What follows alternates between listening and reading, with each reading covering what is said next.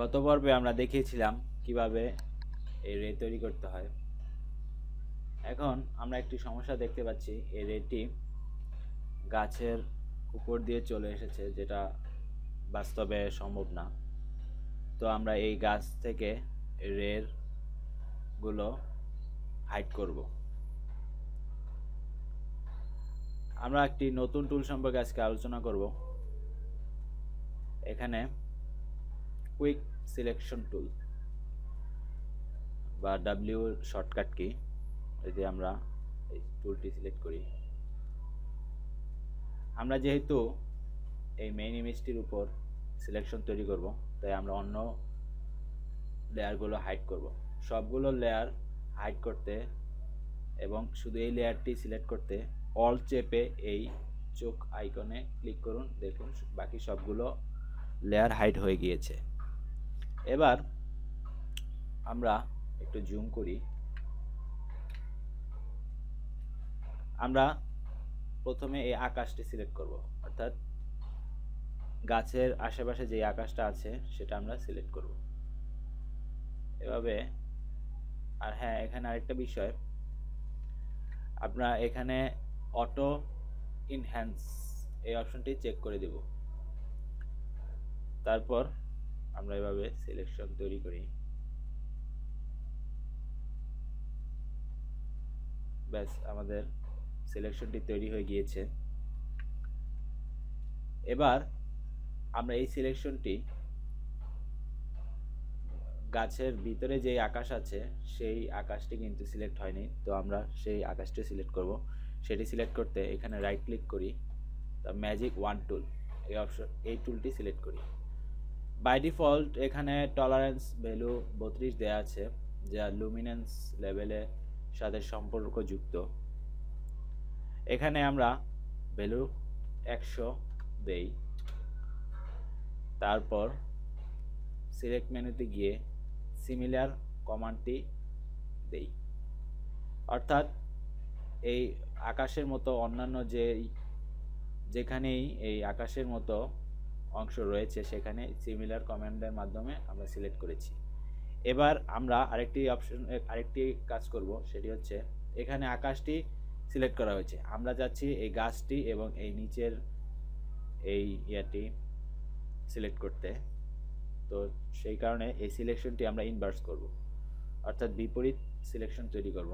সেটি তৈরি করতে এখানে সিলেক্ট মেনুতে গিয়ে ইনভার্স বা shortcut key shift control I চাপি।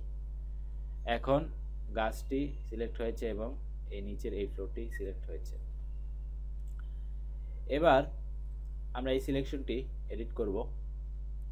প্রতিটা সিলেকশন টুলের সাথেই রিফাইন এজ এই অপশনটি রয়েছে, অথবা এখানে সিলেক্ট মেনুতে গিয়ে রিফাইন এজ এই অপশনটি আমরা পাবো। বাই ডিফল্ট এখানে ভিউ অন হোয়াইট লেয়ারে সিলেক্ট করা থাকে, আমরা এখানে ব্ল্যাক দিলে সবচেয়ে ভালোভাবে বুঝতে পারবো। এখানে ব্ল্যাক সিলেক্ট করি।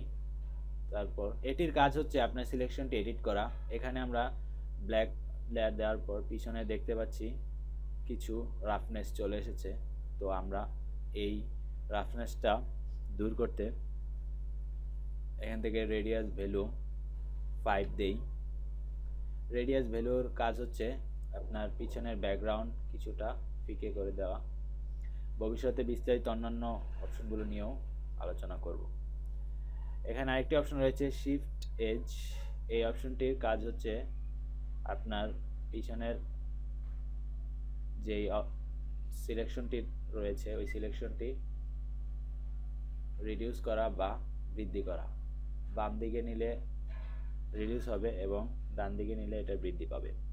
তো আমরা এখানে 25 ভ্যালু দেই। আপনি যদি অরিজিনাল আগে কেমন ছিল সেটা দেখতে চান তাহলে এখানে শো অরিজিনাল দেন। দেখুন এটা ছিল পূর্বে আর এখন এরকম হয়েছে। এবার ওকে দেই, আমাদের সিলেকশন তৈরি হয়ে গেছে। এখন এই সিলেকশনটি আমরা এই রের ইফেক্টে তৈরি করতে চাই, অর্থাৎ এই রে ইফেক্টে এই সিলেকশনটি আমরা এই রে ইফেক্ট থেকে বাদ দিতে চাই। সেটি বাদ দিতে আমরা এখানে মাস্ক অপশনটি ব্যবহার করব। এই আইকনে ক্লিক করি। দেখুন এখানে আমরা যেটা হয়েছে, আমাদের বিপরীত রেজাল্ট হয়েছে। আমরা এটি চাচ্ছি না, আমরা চাচ্ছি এই গাছটি হাইড করব। তো আমরা কন্ট্রোল জেড চাপি। এবার অল্ট চেপে আপনি এই মাস্ক আইকনে ক্লিক করুন। দেখুন গাছটা হাইড হয়ে গিয়েছে এবং লেয়ারটি এবং রের লেয়ারটি সুন্দরভাবে দেখা যাচ্ছে। মাস্কের বিষয়টা হচ্ছে, আপনি কোনো কিছু যদি হাইড করতে চান বা কোনো কিছু আরও সুন্দরভাবে প্রকাশ করতে চান, সেক্ষেত্রে মাস্ক লেয়ারটি অপশনটি ব্যবহার করতে হবে। ভবিষ্যতে এটা নিয়ে আরও বিস্তারিত আলোচনা করব। এবার আরেকটি বিষয়, এখানে এই চাঁদের আশেপাশে রেটিও আমরা ডিলিট করব, কারণ চাঁদের মধ্যে তো আর রে থাকার কথা না। সেটি করতে এখানে কন্ট্রোল চেপে আপনি এই মুন লেয়ারে ক্লিক করুন। দেখুন এটি সিলেক্ট হয়ে গিয়েছে। আমাদের স্টিল এই মাছটি সিলেক্ট করা আছে, তাই অল চেপে ব্যাক স্পেস চাপি।